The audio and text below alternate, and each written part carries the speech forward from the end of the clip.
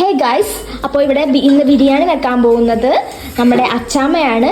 അപ്പോൾ അച്ചാമ്മ എങ്ങനെയാണ് ബിരിയാണി വെക്കുന്നത്? ബിരിയാണി വെക്കുന്നത് ആദ്യമായി അല്ല, സ്റ്റെപ്പ് ബൈ സ്റ്റെപ്പ് നമുക്ക് തുടങ്ങാവേ.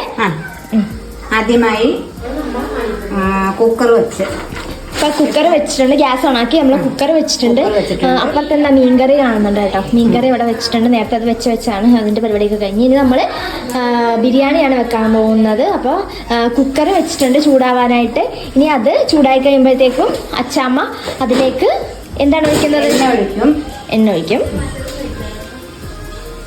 എണ്ണ ഒഴിച്ച് നമ്മളൊരു പുതിയ കറി വെക്കാണ് വെക്കുന്നത്. പിന്നെ കുക്കറിനകത്ത് ചിക്കൻ വെക്കാൻ പോകുന്നു. പിന്നെ ഗൈസ് ഇവിടെ അച്ചാമ്മ എന്തെടുത്ത് വെച്ചിട്ടുണ്ട്? നമ്മൾ വേപ്പില എടുത്ത് വെച്ചിട്ടുണ്ട്. പിന്നെ ഇതെന്താണ് അച്ചാമ്മ? അത് ഇഞ്ചിയും പിന്നെ വെളുത്തുള്ളിയും കൂടി പേസ്റ്റാക്കി വെച്ചിരിക്കുകയാണ്. അപ്പം ഇഞ്ചിയും വെളുത്തുള്ളിയും കൂടി പേസ്റ്റാക്കി വെച്ചതുണ്ട്. പിന്നെ അതിനോട് പച്ചമുളകും വെച്ചിട്ടുണ്ട്. പിന്നെ കറിവേപ്പിലുണ്ട്.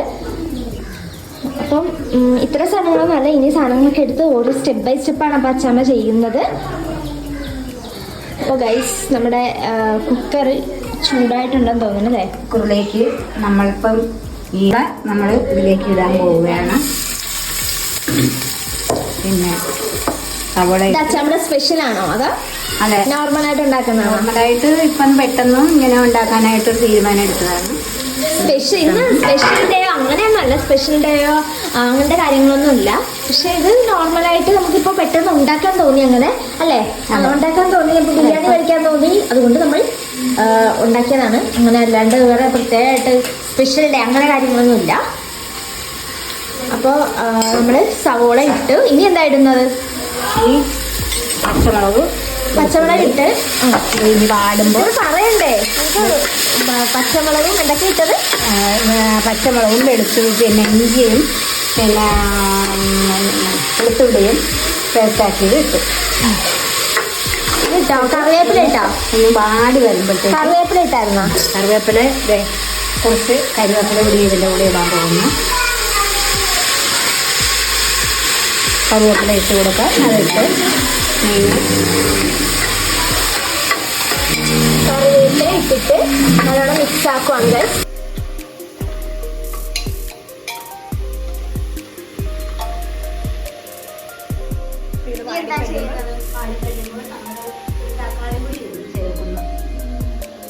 തക്കാളിയോ? ഒരു തക്കാളിയാണോ വേണ്ടത്? ഒരു തക്കാളി എടുത്ത് അരിഞ്ഞ് അതിലോട്ട് ചേർക്കും. അപ്പൊ ഇനി എന്താണ് ഇടാൻ പോകുന്നത്? തക്കാളി ഇടാൻ പോവുകയാണ്. തക്കാളി നമ്മൾ ചേർത്ത് കൊടുക്കാൻ വേണ്ടി ഇതെല്ലാം കൂടി ഒന്ന് വാടി ഇതായി കഴിയുമ്പോഴത്തേക്ക് നമ്മൾ പൊടികളൊക്കെ ചേർക്കും.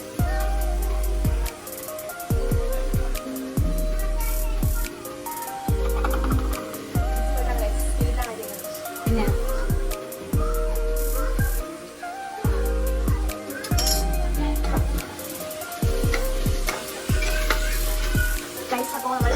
തക്കാളി ചേർക്കുന്നുണ്ട്. വാടി കൊണ്ടിരിക്കുകയാണ്. അടുത്തായിട്ട് എന്താണ് ചേർക്കാൻ പോകുന്നത്? ചിക്കൻ മസാല ചേർക്കുകയാണ്.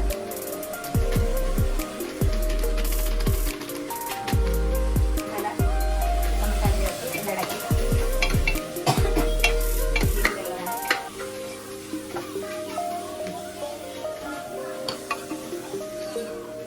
നമ്മൾ കുറച്ച് ഇട്ട് കൊടുക്കുകയാണ്.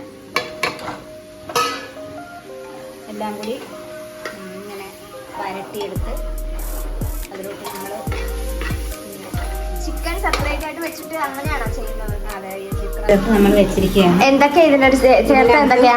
പിന്നെ ഉപ്പ്, മഞ്ഞൾപ്പൊടി, പിന്നെ കുരുമുളക്, പിന്നെ മുളക് പൊടി എല്ലാം കൂടി പെരട്ടി നമ്മൾ വെച്ചിരിക്കുകയാണ്. അതിപ്പം നമ്മൾ ഇങ്ങോട്ട് ഇട്ട് കൊടുക്കും.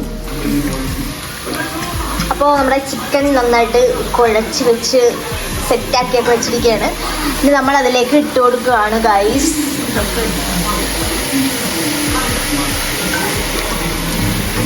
ഇട്ടതും നമ്മൾ ചേർത്ത് ഇതെല്ലാം കൂടി മിക്സാക്കി വയ്ക്കുകയാണ്. നമ്മൾ പിന്നെ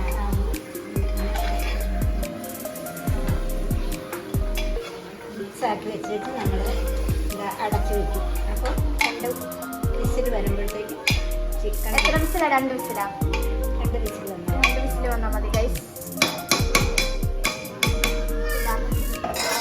ചേർത്ത് മിക്സാക്കി വെച്ച് എല്ലാം സെറ്റ് ആയിട്ടുണ്ട്.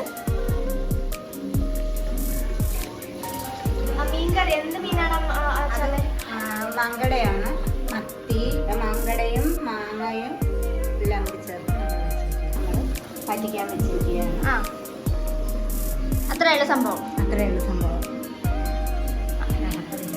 ആദ്യം മീൻകറിയാണ് ഗൈസ് ആദ്യം വെച്ചത്.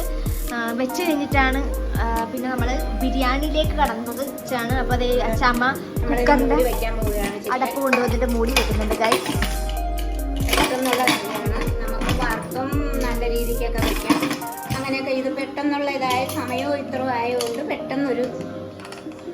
പെട്ടെന്ന് നമുക്ക് റെഡിയാക്കി എടുക്കേണ്ട ഒരു രീതിയാണിത്. ഇതിപ്പോ ചിക്കൻ വറുത്തിട്ടൊന്നുമില്ല അല്ലേ? ചിക്കൻ വറുത്തിട്ടില്ല, പച്ചക്കാണ്. സാധാരണ നമ്മൾ വെക്കുമ്പോഴത്തേക്കും ഒന്നെങ്കിൽ വറുക്കും, അല്ലെങ്കിൽ എന്താണ് വെന്ത് കഴിയുമ്പോഴത്തേക്കും നമ്മൾ കുറച്ച് തേങ്ങാപ്പാൽ ഒഴിച്ച് പറ്റിച്ച് എടുക്കുന്നത്. അങ്ങനെയാണ് ചെയ്യുന്നത്. ചിക്കൻ റെഡിയായി. ദം ബിരിയാണി ഉണ്ടാക്കാൻ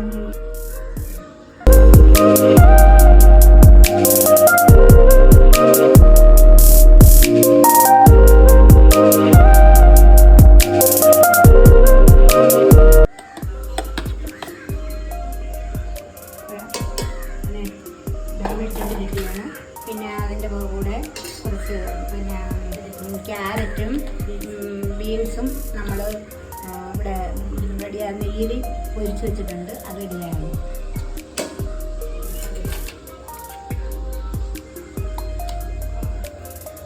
ഇനി അടുത്തത് നമ്മൾ മുന്തിരിയും പിന്നെ സവോളയും അണ്ടിപ്പരിപ്പും കൂടി വറുത്ത് വെച്ചിരിക്കുകയാണ് നെയ്യിൽ. അതും ഇട്ടുകൊണ്ടിരിക്കുകയാണ്.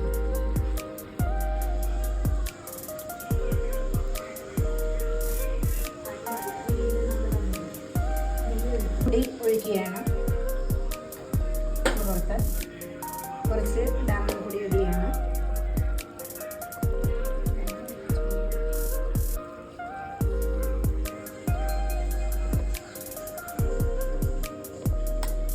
കുറച്ച് ദം ഇട്ടിട്ട് ബാക്കിയുള്ള ഇതെല്ലാം പിന്നെ ക്യാരറ്റും ബീൻസും വറുത്തതെല്ലാം ഇട്ട് കൊടുക്കുകയാണ്. കുറേ റൈസ് ഉണ്ടായിരുന്നു നമ്മളിട്ടത്. പിന്നെ അണ്ടിപ്പരിപ്പ്,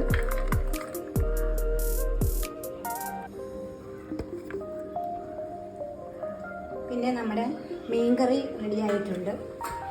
പിന്നെ മീൻകറി നന്നായി ഇരിക്കുകയാണ്. ഇപ്പം മല്ലിയില കുറച്ച് മല്ലിയില കൂടി ദമ്മിലേക്ക് ഇട്ട് കൊടുക്കുകയാണ്. കുറച്ച് നെയ്യിൽ ഒഴിച്ച് കൊടുക്കുകയാണ്.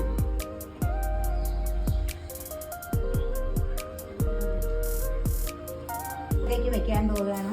ഒരു 10 മിനിറ്റ് നേരം ഇതൊന്ന് ചൂട് പിടിക്കാൻ വേണ്ടി നമ്മൾ ദം എല്ലാം ശരിയായി ആക്കി വെച്ചിരിക്കുകയാണ്. അപ്പോൾ ഗൈസ് ഇതാ നമ്മൾ ചിക്കൻ വറുക്കാനായിട്ട് അവിടെ ഇട്ടിട്ടുണ്ട്. നമ്മൾ 2-3 ചിക്കനായിട്ട് മാറ്റി വെച്ചിട്ടുണ്ടായിരുന്നു. ആ ചിക്കനാണിപ്പോൾ നമ്മൾ ഇത് വറുക്കുന്നത്. 2-3 മാത്രമേ എടുത്തിട്ടുള്ളൂ. നമ്മളിത് തുറക്കാൻ പോവുകയാണ്. നമ്മൾ കുറച്ച് എടുത്ത് കഴിച്ച് നോക്കട്ടെ.